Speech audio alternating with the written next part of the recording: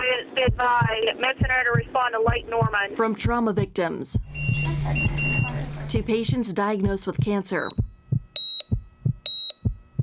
to those suffering from heart problems, medical providers at Carolina's healthcare system work to provide healing and hope to thousands of patients each day. Since its start in 1940 as a small local hospital, this system has continued reaching upward like its logo, a strong, mighty oak, weathering storms of change, extending its branches, and spreading its roots deep in a legacy of providing care to the community. Shannon Ray credits the quick-thinking team at Sanger Heart and Vascular Institute for saving her life after she went into congestive heart failure just weeks into her freshman year of college. The nurses that cared for me were the greatest women and men I've ever met. Her chance of survival was well less than 5% at best if we didn't do something. The organization provides comprehensive cardiac care, treating heart attacks 18 minutes faster than the national average. Carolina's healthcare system also offers personalized care for cancer patients. At 39, doctors diagnosed Christopher Lawing with stage 4 kidney cancer and enrolled him in a clinical trial. So he's had a tremendous response. Now, 4 years later, scans show his tumors have shrunk significantly. And they really try to, and they succeed in treating the whole person in every aspect of what your life is like with cancer. And I can't imagine being someplace else. From cancer patients to children with rare conditions, knowing medical experts close to home can often help makes the challenge of facing another day a bit easier. I'm so glad that we chose to stay home and that we chose Levine and CHS and Dr. Brighton. With more than 900 care locations across 2 states and nearly 40 hospitals, Carolina's healthcare system has extended its branches to provide care and compassion. I really believe that I'm here to make a difference for the patients, to make a difference in this community. That's what motivates me every day to come to work. To take care of basically all God's children.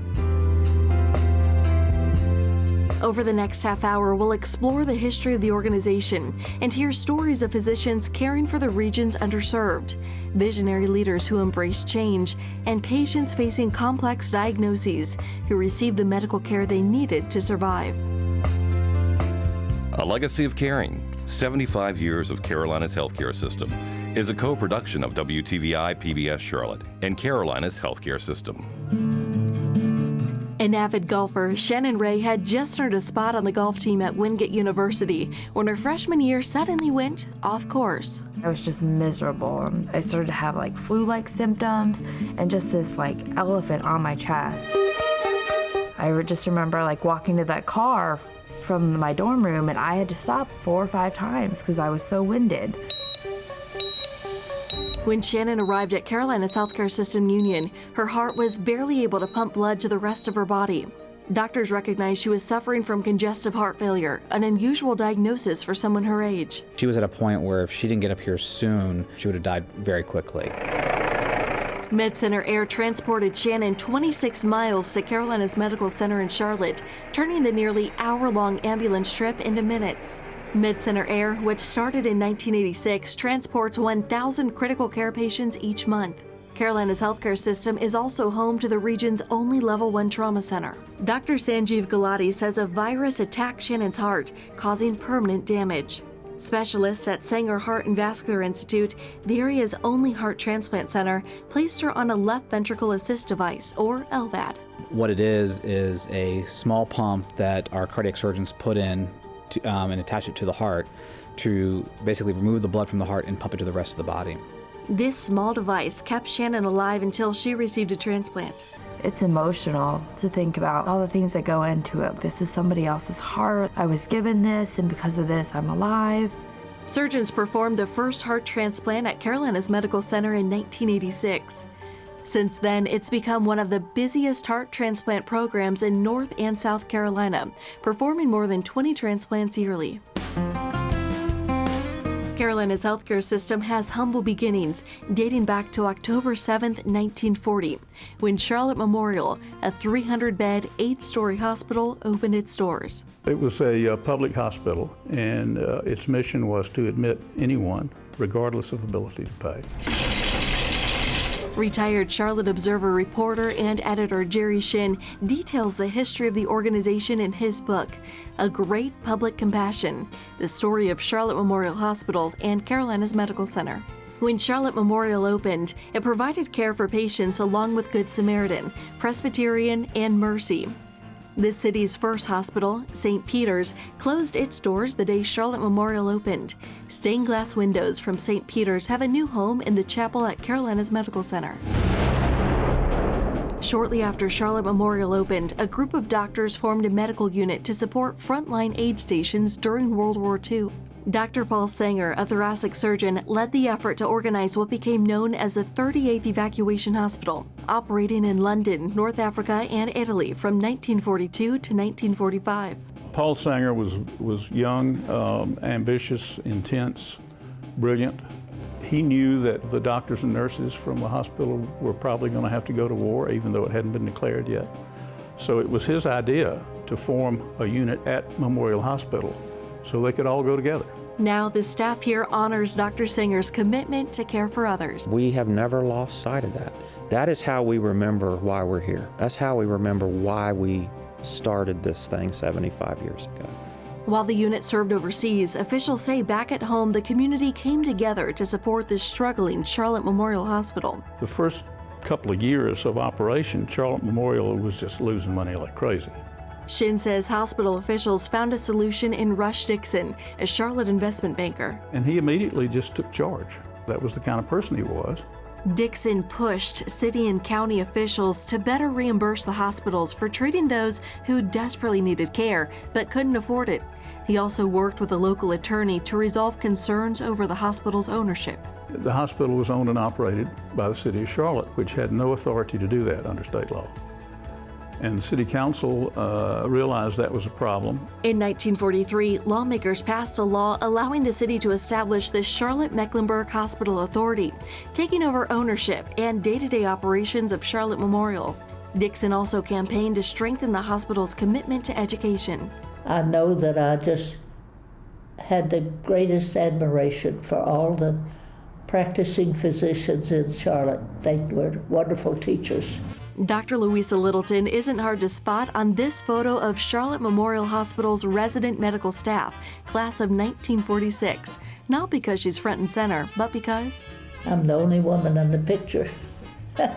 At 96 years old, she spends her afternoons playing bridge at an assisted living facility. But years ago, after making her mark as Charlotte's first female resident, she delivered babies at Charlotte Memorial and Good Samaritan Hospital, the only medical facility providing care for African Americans before integration. A baby was a baby. The color of the skin didn't matter. In 1960, the hospital authority also began operating Good Samaritan Hospital. Meanwhile, Charlotte Memorial continued growing, adopting a desegregation policy in 1963. After 7 open heart surgeries and months in the hospital, Shannon returned to campus and the golf course for spring semester. It's the doctors and nurses. They were on their game. They knew what they're doing and they knew exactly how to help me. She graduated with a degree in marketing, then returned to school to become a nurse, now caring for others where she was once a patient. Everybody was just so great that I was like, I want to do that for somebody else. A pioneer of cardiac surgery, Dr. Francis Robicsek says he never doubted he wanted to make a career caring for others. When I was a Boy Scout, the age 5, a Cub Scout, I was carrying the first aid kit, and everybody called me Doc. Originally from Hungary, he moved to Charlotte in 1956. Early in his career, Dr. Robicsek had a hand in building the area's first heart-lung machine, allowing surgeons to save more lives. The device pumps oxygen-rich blood through a patient's body during open-heart surgery. Yellow newspaper clippings document Lynn Price's fight for a normal life. She was born with 2 holes in her heart. In 1959, just before her 2nd birthday, Dr. Robicsek and a team of surgeons performed open-heart surgery to repair the holes. If I hadn't have had the surgery, then I would have died. Charlotte Memorial Hospital had a vision to attract the difficult and complicated matters. We always got the difficult cases, the complex cases, the serious injuries. Charlotte Memorial also had a reputation as a second-rate hospital, caring for the community's poor. Shin says that reputation slowly started to fade when Harry Nurkin took over as CEO in 1981. He decided to compete. You know, Memorial had accepted the notion that was prevalent in the community that we take care of the poor people. They accepted that. Nurkin did not accept that. Shin says under Nurkin's more than 2 decades of leadership, Charlotte Memorial grew in profit and size.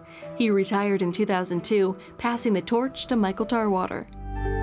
In 1982, Charlotte Memorial introduced the Tree of Life logo. The Tree of Life is a symbol that has biblical roots that talks about the regeneration and restoration. The logo has changed, but the meaning behind the tree's branches remains the same, representing gentleness, justice, generosity, humility, prudence, wisdom, kindness, loyalty, and courage. As a healthcare provider, it's not just about taking care of people when they get sick or injured. Today, more and more, and needs to be even more, about keeping them healthy and nurturing them. Brian Muscarella loves the thrill of pushing his body to the limit. What doctors call a freak accident forced him to find new ways to enjoy the sports he's always loved. I taught my girls how to ski. And one of the goals I want to do is be able to ski with them again. At age 53, Brian suffered a rare spinal stroke caused by a disruption in the blood supply to the spinal cord. Within a 24-hour period, I was paralyzed from my shoulders down. Suddenly a quadriplegic, doctors couldn't figure out why this happened to someone so active. A freak of nature and just really incredibly bad luck. And both are very true, but that's not the way I looked at it. After a few days in the neurological intensive care unit, doctors transferred Brian to Carolina's rehabilitation. I was graced to have a great doctor in Dr. Latanya Lofton that understood that a cure is not about medicine. Sometimes it's about understanding what your patient needs. He was highly motivated, very enthusiastic, and was always committed to getting better. His family and his friends had this sort of team that they had formed, and it was sort of a motivation for them. It's like having a child, and their first steps are probably more important than any other steps that they ever take, and I have that same feeling with my patients. Dr. William Bachnick, Chief Medical Officer at Carolina's Rehabilitation, says patients here receive access to specialized programs and high-tech equipment. This is the only facility in the region providing Locomat therapy, a robotic exoskeleton device. It's like the Iron Man suit. It comes down and it wraps around your legs and your chest and your waist and literally lifts you up and puts you down on a treadmill. Brian spent a year in outpatient therapy. Now he pushes himself through adaptive sports, staying focused on his goal to ski with his daughters again. Charlotte Memorial Hospital changed its name to Carolina's Medical Center in 1990, reflecting the hospital's steady growth in wide range of services. The hospital authority rebranded itself in 1996, becoming Carolina's HealthCare system. Making his way down the slide and slam dunking the basketball. Ian Asher doesn't look any different from the other kids on the court. But underneath his shirt, a scar tells a different story. Ann and I thought we had the perfectly healthy child. Shortly after baby Ian's 6-month checkup, Ian's parents learned their son suffered from a congenital heart defect called total anomalous pulmonary venous return, meaning the veins responsible for taking blood from his lungs to his heart didn't attach normally to the left side of his heart. My first reaction was like, right away I asked Chuck, is he going to survive? Their pediatrician referred them to Levine Children's Hospital, where Ian underwent life-saving open heart surgery. Being able to make such a big difference in kids' and families' lives are really what drives the whole thing. Well, the quality of care has been second to none as far as we're concerned. Quality care that's received national attention. U.S. News and World Report names Levine Children's Hospital a best children's hospital in several specialties, including cardiology and heart surgery. It's the only hospital in the Charlotte metro area offering pediatric heart surgery. He's playing like a normal kid. He's running everywhere, jumping everywhere, talking all the time. The team here specializes in neonatal surgery, with infant mortality rates 3 times better than the national average. Dollar by dollar, donation by donation, the community raised more than $65 million to build the 198-bed facility. It means everything. It means the community trusts us with their philanthropic dollars. It means that they agree that the services that we're trying to establish or that we're trying to make better, world class. Retired bank executive Mac Everett, currently serving on the Carolinas Healthcare System Board of Commissioners, says healthcare was an important ingredient for the growth of the community as Charlotte saw a boom in its population. In the banking business, as we recruited people to try to bring them here to work for our company, world-class healthcare was a big piece of what they wanted to know about. The hospital system and administration sold me on the concept that they wanted this program to be a national leader.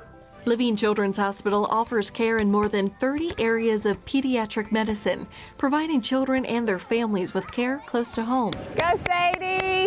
Jessica Absher cheers her daughter on from the sidelines, remembering when she could travel the length of the court without a wheelchair. Up until the point, she got sick. She was running and playing and dancing and cheering around with her friends at the ball field. At 3.5 years old, Sadie developed a high fever. Her parents rushed her to the emergency room, where her condition continued to worsen. So we arrived around 11, and within about 4 hours, she became paralyzed from the waist down. Doctors diagnosed Sadie with transverse myelitis, a rare infection that attacked her spinal cord. She eventually regained movement in her left leg, but her right leg remained paralyzed, unable to keep up with the other as she grew. Her affected leg was so much shorter than the good leg, she couldn't walk on it. And if she did try to walk, it was very abnormal and to the point where she could fall real easily. So she had resorted to using forearm crutches pretty much all the time. Now Sadie walks with the help of this slender pink brace. It goes down to my foot, and I have Velcro straps, so it stays on. Last year, Dr. Brian Brighton lengthened Sadie's leg nearly 2 inches in 10 weeks using magnetically controlled rods. There's a newer procedure that's done at a handful of centers across the country, and she's one of the first ones to have it done in the greater Charlotte area. The next closest facility performing the procedure was in Florida. It was nice to have a collaborative effort to get the go-ahead for her to stay here in Charlotte and have it done and no traveling. No longer relying on crutches or a walker to support her weight, Sadie stands straighter and walks faster.